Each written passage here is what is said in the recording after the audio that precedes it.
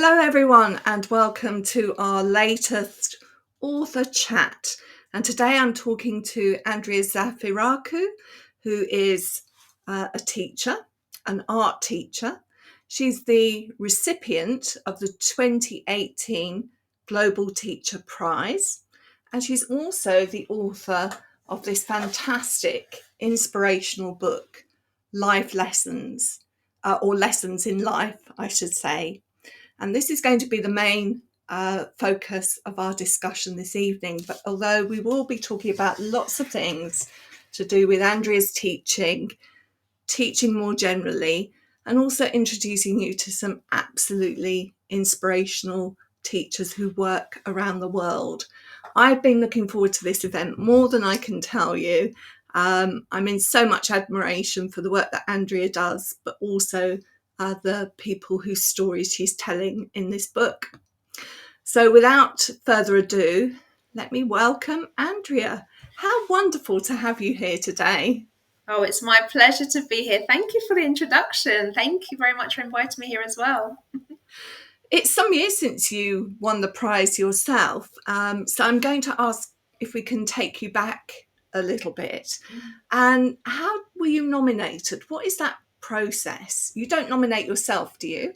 Well, no, you can apply, but how my process went was I was nominated by a colleague who I used to work with. So she came to the school and worked with the school, and then she moved on into deputy headship somewhere in another school.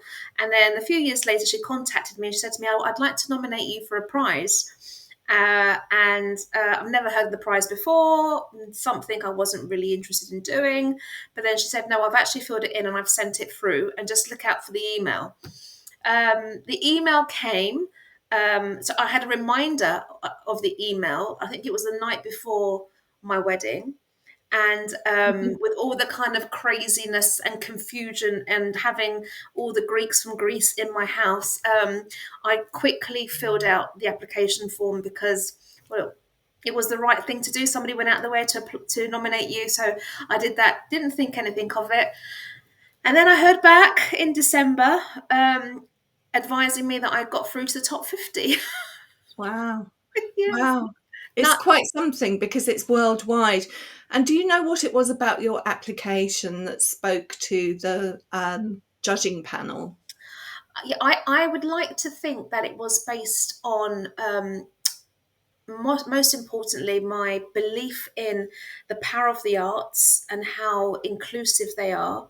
And also just the fact that I teach in an inner city London school whereby, in comparison to other countries, London is thought very rich, but actually the levels of poverty that we have in our inner city schools are so huge and so obvious, and they're staring at you, that this was also like a shout out to say, look, even in London we have challenges, and this is how we try and solve them through having an inclusive arts education.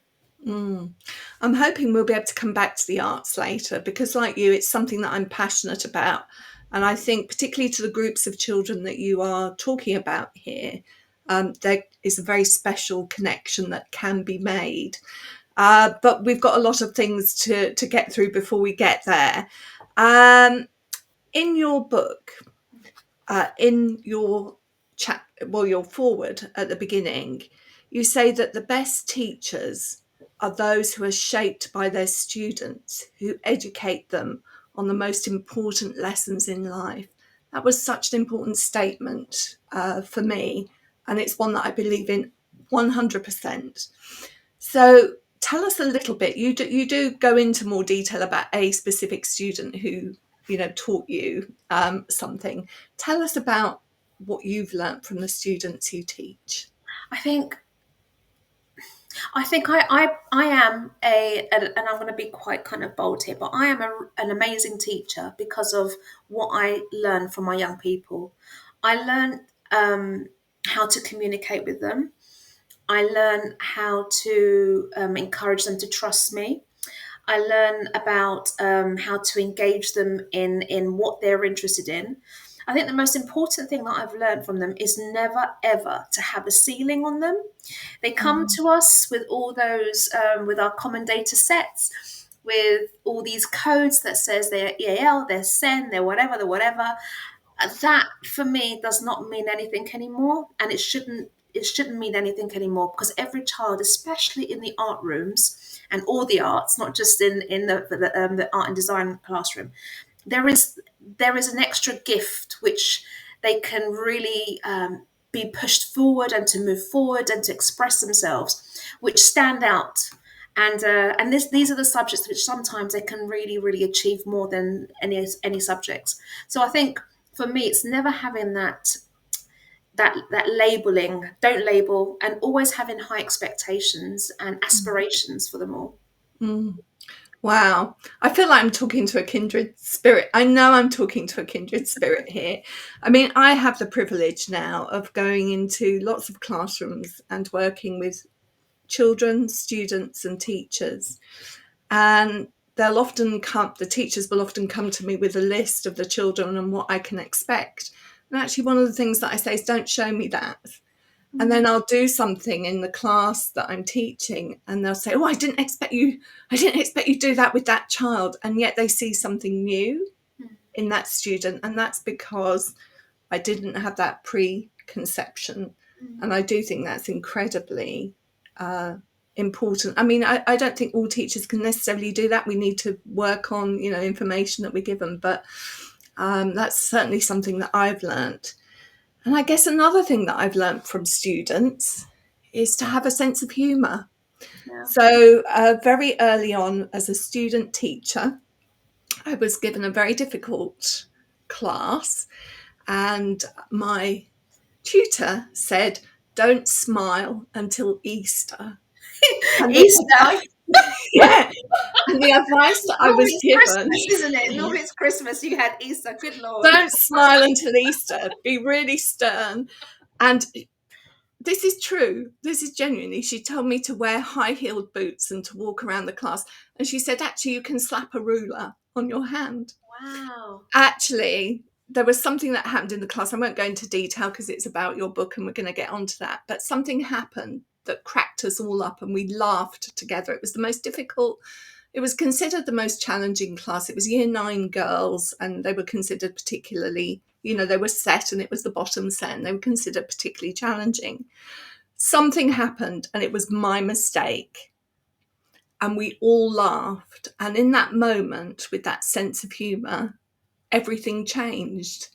And I suddenly thought, actually, having a sense of humour is really important in teaching. Yeah, and smiling and having a Yeah, laugh, and I think I love it. I mean, it just changes the tone, and it makes things so much more enjoyable for you as well. Yeah. So, yeah. oh, that's a lovely story. One day I'll tell you the detail. But we want to get onto this fabulous book, Lessons in Life. So this features 30 teachers who've won the same prize as you, the Global Teacher Award. Where did the idea for the book come from? So, just to clarify, they didn't all win, but they are recognised in their country Right. for being outstanding practitioners in one way or another. But the idea came from a colleague, a publisher actually, who approached me, who had read my first book, and who was the mum in lockdown. So she was the lady who had, did the homeschooling and went through that, and had that realization, like millions and millions of people did. Oh my God, teachers are amazing. Oh my God, how do you guys do this inside out? And then, I just, we spoke, we collaborated, and then having all these amazing connections that I do have, thankfully, because of the Teacher Prize, with all these colleagues all around the world. I was, talking to them, how are you getting on? What are you doing in your classrooms? Are you in school? Are you not? Are you still at home? And so, I had all these opportunities and stories already from these colleagues that I know. And I thought, you know what, it'd be really lovely to celebrate them, to find out who it is in that classroom of theirs and who is it in their world that has changed their life, and who is the child that we never ever forget for whatever reason. And it could be the child who, the one who got away, or it could be the one who really struggled and then they changed it around, or it could be the child who you just kind of like could never get, could never communicate with, or the one who just broke all the molds and has left you smiling. Who is that, who is that child? And I think that's what it's about. It's showing the world what it takes to grow young people, what it takes, and what young people are like, and what young people appreciate.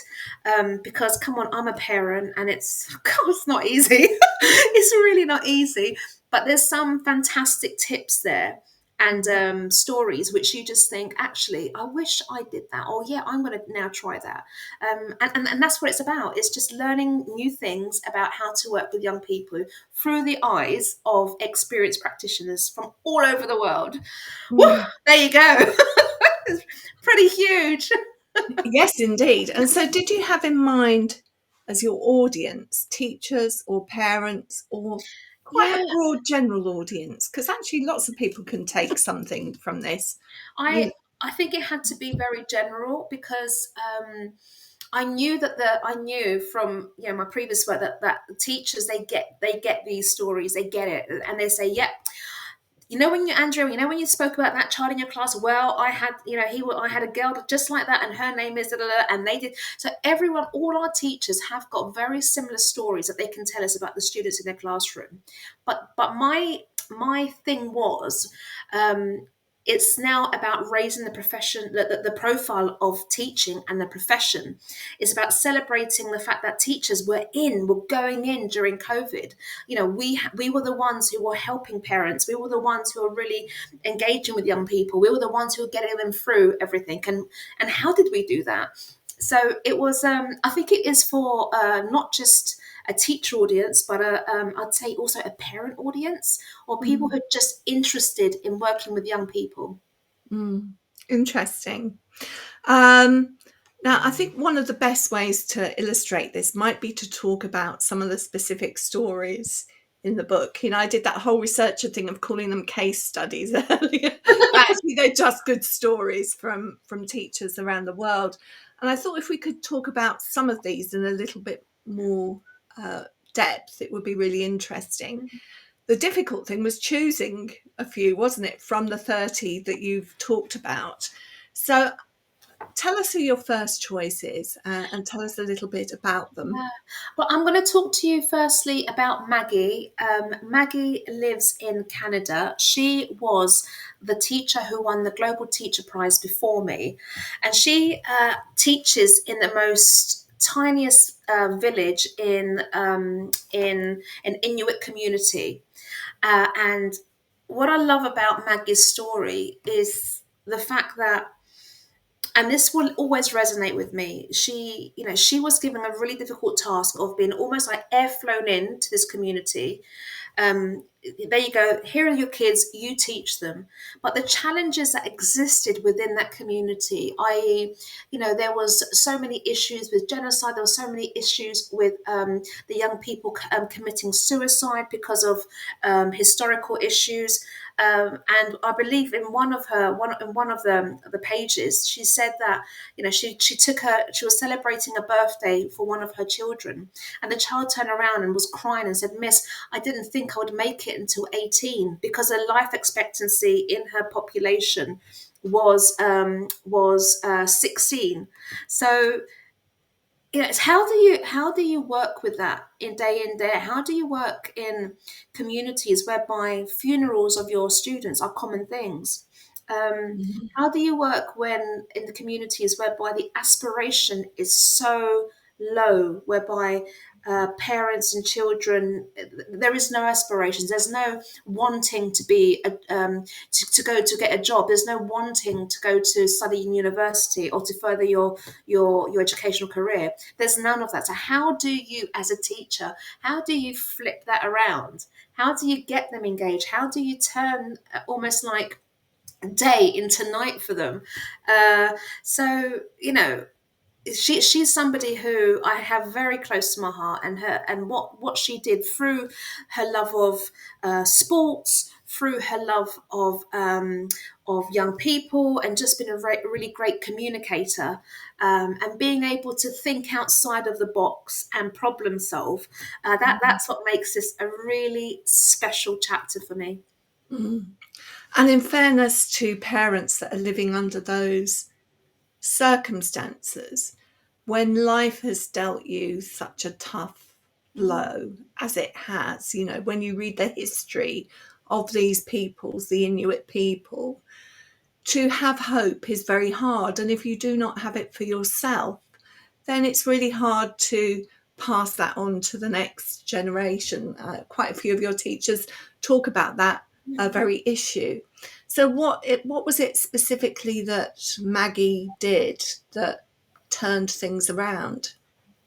I think for her, it's not going in to save the day. She was just there listening, connecting, trying to first of all understand who her young people were, trying to give them a small purpose. So, for example, she had, um, there was a situation whereby in the neighborhood, lots of bikes were being stolen, and they were her children who were stealing the bikes. And so what she did was she managed to get and it's really stereotypical, so please forgive me, but a Harley Davidson's Hell's Angel to come, mechanic to come in with the fantastic tats and the studs and whatever. And he came in and he basically took those kids and taught them how to fix bikes, how to mend them. And then they opened up a bicycle repair shop. So these things like this, I know it sounds really small, but it gave the students a way out, a creative moment for them, um, where they were actually helping somebody else as opposed to stealing or being labeled as the bad lot in the community. Mm, And I think these are just tiny little opportunities. It was a phone call. It was a, hey, can you come and help me for a week? Or, hey, and this is what makes her very special. Just thinking outside of the normal ways that teachers do. amazing story. I'd like to talk, if we can, about our next teacher on the list, Howard Freed. Oh, Now, Howard! there's all sorts of reasons that I picked this, partly because his journey sort of mirrored my own in some ways, the communities that he worked with. I've worked in East London quite a lot. My very first teaching experience before I became a teacher was in Mile End in Tower Hamlets.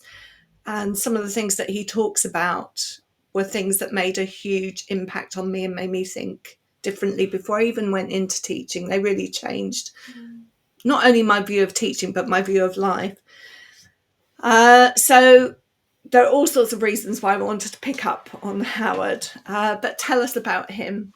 Oh, where do I start? Like, he's the godfather for me. He's my mentor. He's a very close friend. I first met Howard probably about must be about 10 years ago now, when I was in charge of organising and running the CPD program at my school. And he was leading a course there, one of those development courses for middle leaders or senior leaders. And then after graduating from the course, were delivering a course together, where we were teaching other new senior leaders, the ways of the senior leadership world.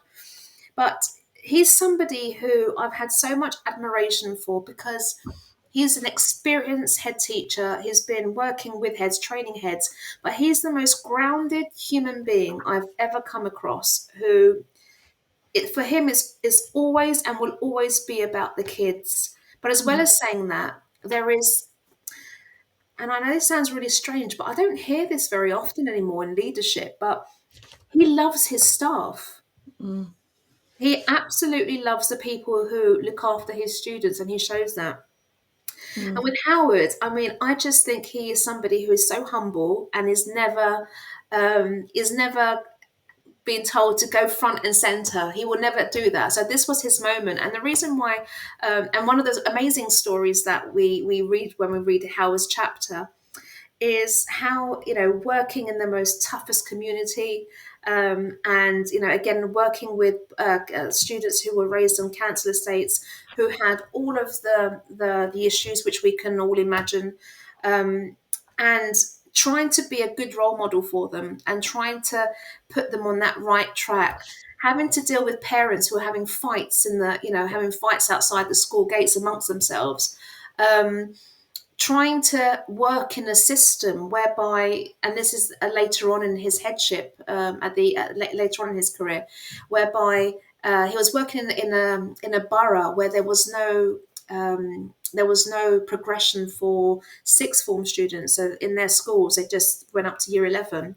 And so, where do his children go? Where does some of his children? And he identified some students who were from special education, who had special educational needs. And he was really worried about them. Like, where do these students, what happens there? And so he got together with a group of other heads in the local area, and together they formed an alliance whereby they were petitioning with the government to open sixth form centres. And that's a huge risk. What a risk. I mean, how many brave leaders would do that? Well, come on, it's for our kids. Let's get together. Let's form an alliance. I'll support you. You'll support me. If you can't fund that, we'll all chip in. I mean, this is extraordinary leadership. Leadership which it's very rare to be seen. So why is this man not celebrated enough? So this is my Howard. I'm saying my, but this is my kind of moment to show the world who Howard is, and to celebrate those amazing head teachers who, that they're so humble, they work their socks off, up against all the odds they can think about, tough stuff, tough children, tough financial circumstances, and yet they find a way of making a huge difference. Because actually, it wasn't necessarily in the financial interest of his school to do that. That's the thing. And also in a culture in which schools are made to be competitive against each other and not to collaborate in the interests of their students. And that's what makes this really remarkable. Just from a personal point of view, I'm not sure that it adds to what you've said, but I was educated in Harrow, and I was educated in the year where the sixth form were taken out. It wasn't called the sixth form then. I can't even remember what we called. No, maybe it was called the sixth form. But they went to sixth form colleges, and the grammar schools in that borough were made into sixth form colleges. And clearly it was for reasons of equality, it being a grammar and a secondary modern system, and it had gone to a comprehensive system. So it was really interesting for me, not from the point of view of inspirational teachers, but looking at the cycle of education and why changes are made, because both of those changes probably were made on the belief that they were going to give better access to all students. And I found that absolutely fascinating from a historical perspective. But before we leave Howard completely, in this chapter, it says many of the children had no background of education in their family. They weren't aspirational. They were challenging. But if you got through to them, they really wanted to learn. That's certainly been my experience. And aren't they the best experiences of all? In a way, you can make such big differences. Yeah, and he talks about the students who, when I think it was his car that broke down and just went to fix it, and and this is you will never. I've been teaching for 18 years, and I have those children who, regardless of anything, I would trust them with my life to help me in any situation, yeah, and they're the ones who normally are a little bit delinquent, a little bit naughty, a little bit rough around the edges, but you have a special connection with them, and yeah, and that really resonates with me too. Take us on to our next case study. Oh, sorry, I've done it again. Case study, story. There's stories, everybody.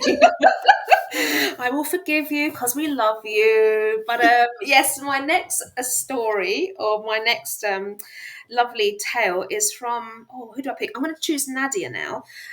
Nadia Lopez was another colleague who I met through the Global Teacher Prize family.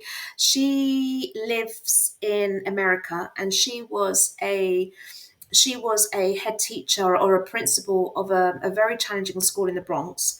Um, and there's two things that really resonated with me about Nadia. The first thing is about, you know, being able to make a difference to one human being that will change their life forever and ever. And I know that sounds very profound, but we've all got this situation in our classrooms, and her situation was she was teaching a group of special educational needs students. I think the majority of the class were boys, and there was one girl in there. And something happened. I can't absolutely recall what happened, but something happened, and the girl started crying. And when Nadia went up to speak to her, she was crying because of joy, because before Nadia came into the class, and whatever intervention she did at that precise moment, that girl was spending her whole life in education protecting herself from boys, protecting herself from being touched, protecting herself from being bullied. And for a girl to always have that guard up constantly and to have this need, it was something, it must have been exhausting for her. And Nadia came and she recognized that. And as a result of that, the girl then flourished in education. Well, not just flourished. Her mum then, Nadia helped her mum to also read as well. So there was, she was not just affecting this child's life, but the family circle. And so that was really, quite an eye opener. And that was the moment that I think changed Nadia's teaching career. But there's something else which Nadia speaks about so openly and bravely, and I feel this too, and that's the fact that sometimes as female leaders in our classrooms, and it's how do I put this? Sometimes we forget our own children. And because we are so busy protecting, helping everyone else's children, that our children, we assume they're okay, and we assume that they're all right at home and they're doing okay. But mummy's got to work, mummy's got to go and help other children, mummy's got to do that. And what Nadia was confronted with quite recently was her daughter, who was just going into university, who said to her, "Mum, I understand now why you spend all your time in the classroom being a principal and helping all those other children. I just wish I had more time with you, but it's okay." Now, I mean, wow, right? First of all, you're really proud that your daughter was able to have that conversation with you, very proud that your daughter has grown up and, aspirational and sees a mum role model. But also a wow moment, as in, God, what a switch on wake up call, and a wake up call to all other female educators and women who are really trying to make it in the edu world, and are trying to do the impossible task of being leaders, classroom teachers, and parents as well. It's a reminder that everyone else children are important, but ours are important too. Mm. Wow, that is important. I'm now thinking about my own experiences. Oh my goodness me. I do remember once my son sending me a text, not a text message, an email message. We were working in rooms next to each other. And I said, "Why are you emailing me? Come and talk to me." And he said, "You listen when I email." I went, "Oh my gosh, that was That's a yeah, moment." yeah. Actually, I know we're all guilty. We're all guilty. We're all guilty. What's my thing? It's the Alexa. I announced it in Alexa. Alexa, make an announcement, and then that's how I communicate with my children around the house. Oh, that's not good. That's not Mm. good. But We just need to be reminded, yeah, don't we? yeah.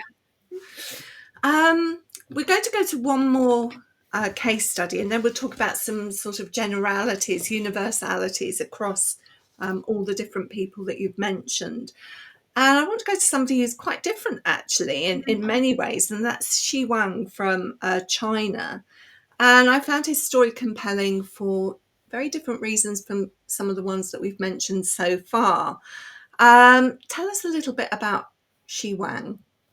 So Xi Wang, he, as you're right, he teaches in one of the best high schools in China.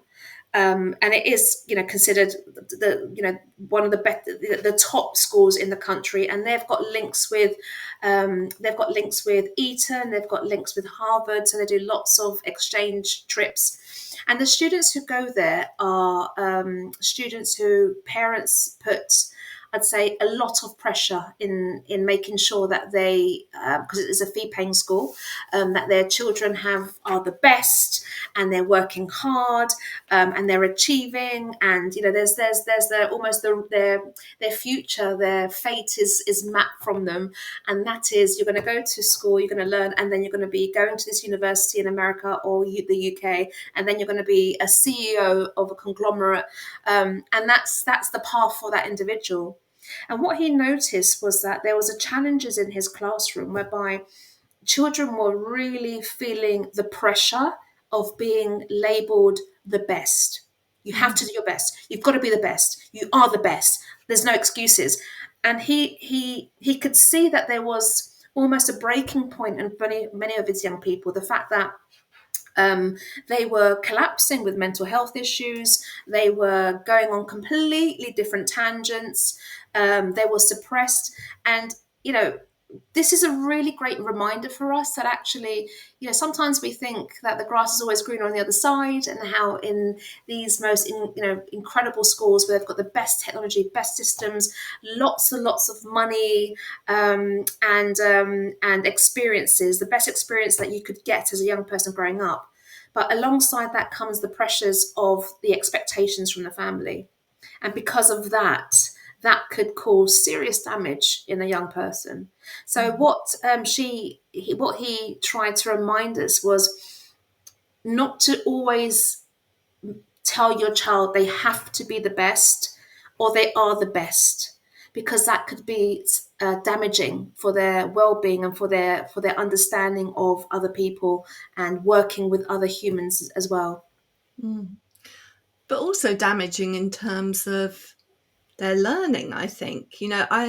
I'm relating this now to teachers as well. I don't think it's good to tell teachers. We went through that system, do you remember, years back, where we would grade teachers. You are an outstanding teacher, you are an outstanding student.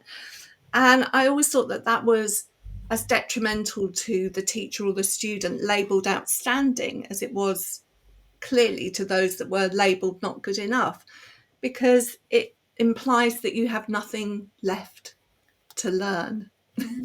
No, absolutely. And as teachers, if we're not in the job of learning for ourselves as well, we're not in the right job. Yeah. We have to be open to learning continuously. And yeah. So no, that's a really great point. I just remember being a student teacher. Again, a lot goes back to my student days, clearly. And I worked hard as a student teacher. I wanted to do well, I wanted to please my tutors. I wanted to do well with the children. And I just taught this lesson, and my tutor was in the classroom. And I was waiting, that moment when you wait for the feedback, the written feedback, and you just want all these glowing comments. And the last line of this comment from my tutor was, "One day you will make an excellent teacher." And I thought, what do you mean one day? Haven't you just, I really wanted them to say there and then. But, she was so right, because how can you ever be excellent? You've always got things to work on and to improve at. So she was very wise, I think. All right. So my question to you: name me two of the what went wells that she told you during that lesson, and I bet you're going to struggle to remember them. What were they?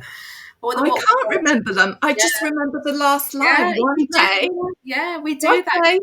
Yeah, one day. That even better if we always listen. Like, and I'm really conscious of this when I'm giving feedback to colleagues. It's they will only listen to the and now. Why don't you try this? Or have you thought about the EBIs? This is what they always linger on. Yeah. So I just thought I had to tell you. And I remember my one as well. So when I was actually it wasn't. It was when I was I think it was year two of my practice, and my school was Ofsteded, and remember when they used to do kind of like department Ofsteds, and so maths and art was seen by inspectors, and they came to the art department, and the comment which the inspector gave me, and it has never left me, and it's still kind of, I won't say scarred, but it makes me giggle, but I do reflect on it. And it's like, do you realize that you've got a very high pitched voice and you shriek in your lessons? And so I was expecting, just like you, Nikki, thinking, oh, great, wanted all that great feedback. And he goes, do you realize that you shriek? Do you realize that your voice is really high? Mm. So yeah, and that has never left me. So it We makes, need a culture that makes it that is the good feedback. The yeah. good feedback is something that you can work on, and it's taken me, years to believe in that. Not just to think of it as a point, but to believe that that's absolutely true. And I do believe that. I'd like to think a little bit about some of the qualities that these teachers Mm, that you've written about have in common. One of the things that strikes me is that so much of what we've talked about is not academic. It's non-academic aspects of their work. yeah, yeah. What did you think were the things that kind of connected them all? I think you got hit the nail on the head. I think there is something pastoral there about relationships that it's almost like they had these kind of glasses that will enable them to have a different vision and to see beyond the layers of the child and to connect with them on a relationship basis. So that was the one thing, that there was something there about wanting to really see this human, see and help them, and understand, what's going on. That was the one thing. The second thing, which I think comes out to all of them, is that they're all mavericks.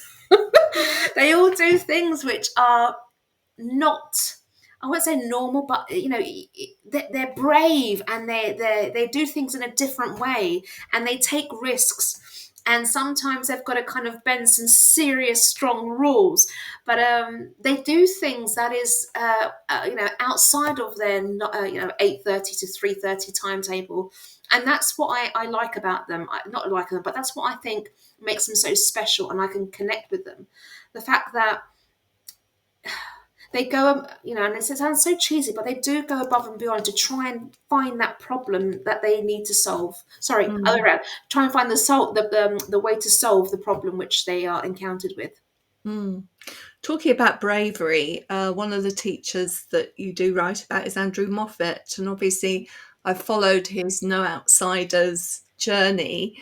Um, He's and a he star, wasn't one isn't of our case studies, but he's somebody that I hold in very high regard. And what comes across in his story is that he learnt from one school and was able to take it to another school and to turn that, I mean, yeah, to turn that around. I thought that was he? amazing. And Matt Andrew is really special because he can he has this, from his own personal experiences, he knows that there are students out there who are maybe feeling the same thing as him, or are struggling with their identity perhaps. So he gets that, and by feeling and being one of those students who were in that situation and were bullied at school, he's there just to try to help and trying to kind of support those individuals. And he really had a tough time. Mm, What I loved about his story was how much, and I'm not sure, this was like in the interview, I'm not sure if I wrote about this, but how much the edu world were there for him. So when all of this was going to pot, and he was having a really tough time in his school, he was getting so many. shout outs and presents and best wishes from educators from all over the country who just wanted to stand by him and support him and say, keep going, carry on. And that's just beautiful, and that's Mm, what our profession's about. And so mm, Andrew is a very special individual. Massive soft spot for him, massive soft spot for him. And I just love what he's doing and just um, trying to be like the guiding light in a very complicated, complex world. mm. I suppose one of the things that he learnt that he talks about in that story is that education is something that extends beyond the classroom, beyond the school, to the community. And if you're going to do things, you need to be able to bring that community with you. And between the two schools that he worked in, he says that his approach was to do something differently. I know he still faced challenges even in that second school that he writes about. But that was a key, I suppose, him being open to learn struck me as important. Mm. And feeling comfortable to make those changes. So again, it's about the leadership in his school Mm, supporting him to be who he is, and him being upfront and open from the beginning. Yeah, no, mm. lots to learn from him as well. One of the other things that has come up, I think, as a bit of a theme, it's to do with relationships, but it's about respectful relationships. And I think it was one of the Italian teachers. Please remind me of his name, but he talked about, Armando. yes, he talked about esteem being beyond disrespect. I really thought about that, and I thought that's a really good way of expressing this. Mm. And in his particular case, I mean, obviously, with the beauty of the Italian language, being able to kind of translate that, in his particular case and his stories, he was able to create something quite unique. He changed the whole village. He changed the whole community through his ways of teaching in a non-textbook way, but in a way that was all about career focus and vocational.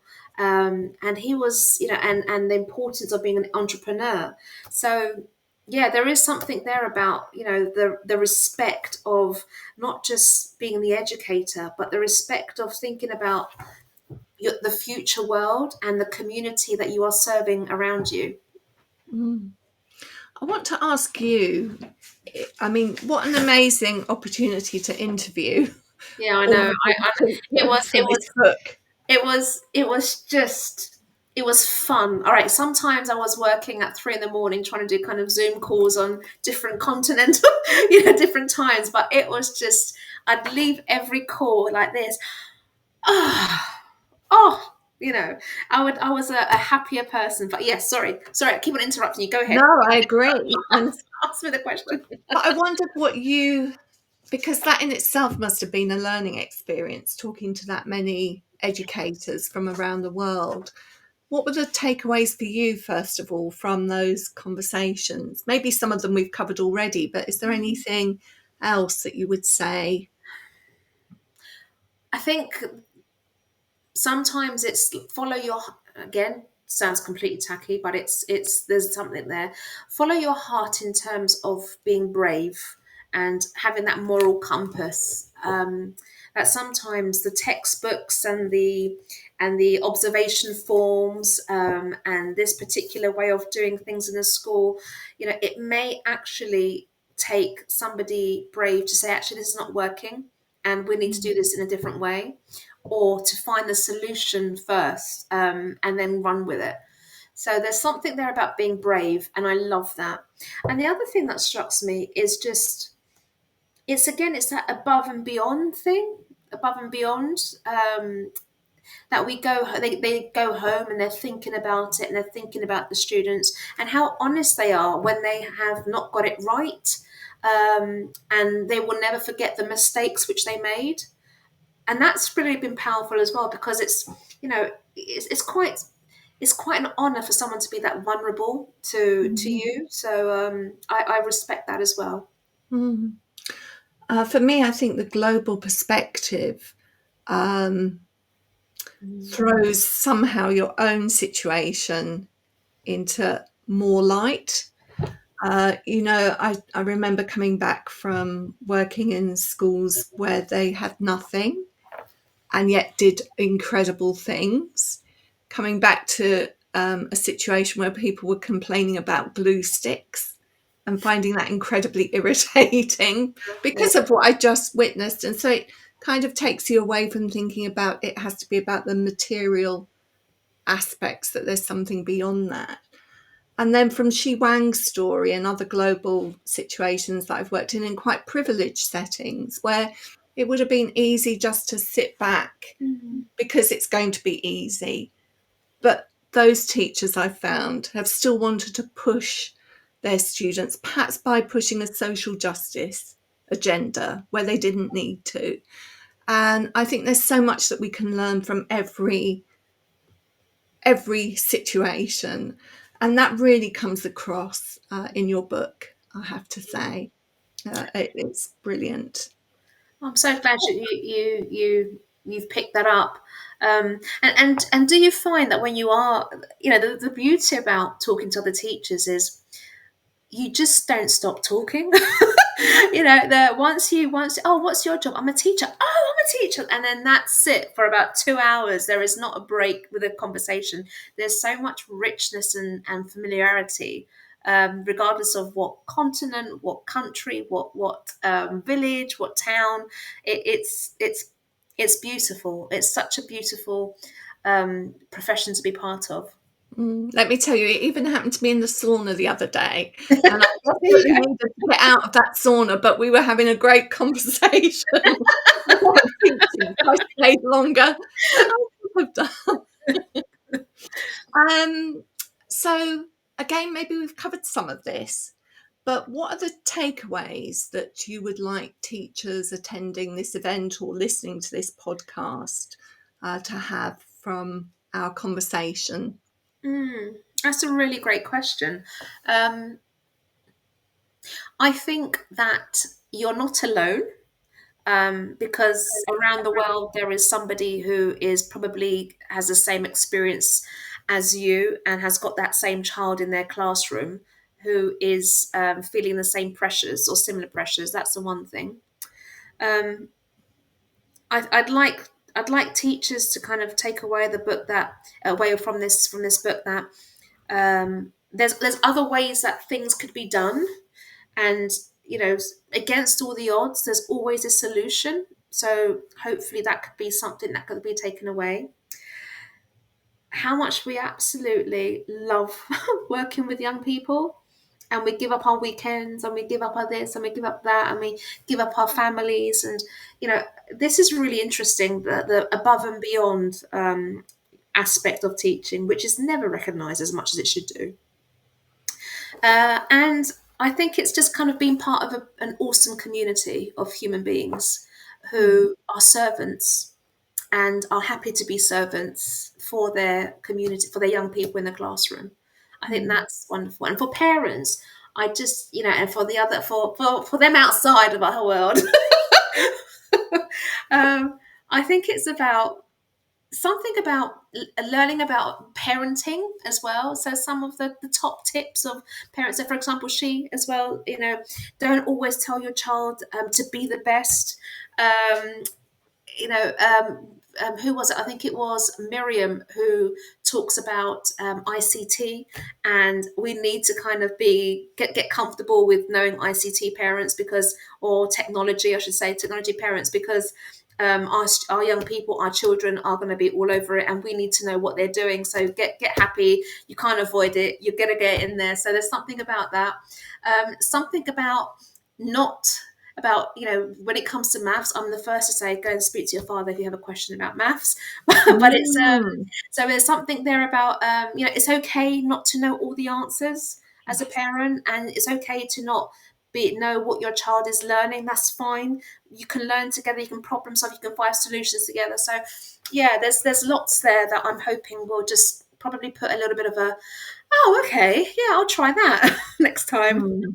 I love that. I can't remember which teacher it was that said, about not knowing all the answers, but for me, that's great teaching. You can't know, it's about knowing how to discover answers rather than having all the answers at your fingertips. And I thought that was really nicely expressed there. I have had a couple of audience questions come in. One of them says you were going to talk about the arts. What were you Yeah. going to say about the arts? Oh, okay. So we do think the arts are quite special, don't we? Tell us about it from your point of view. So I was a child who, if from the age of 3 4, I was the one either drawing, always creating, always making something. Never really was good academically, but when it came to all my school reports, I wish Andrea would spend more time on her geography than she would in her artwork, that kind of thing. And I was a child who parents said you can't do GCSE art because that's not going to get you anywhere. But thankfully, with a little bit of kind of the 10% braver thing, I did have a challenging conversation with my parents. I took up the arts, and and it was my subject. It was the one place that I felt I was at home, and I was amazing at, and I felt proud of every piece of work I used to do. And then I see some students that I teach, and students who have, again, going back to these labels, maybe they've got labels of EAL, maybe they've got the labels of SEND, but within the art room, that doesn't exist. There's no labels. Those children are just as good and achieve just as much. Their confidence changes, their attitude changes, their way of thinking and their way of problem solving changes, their way of planning their time changes.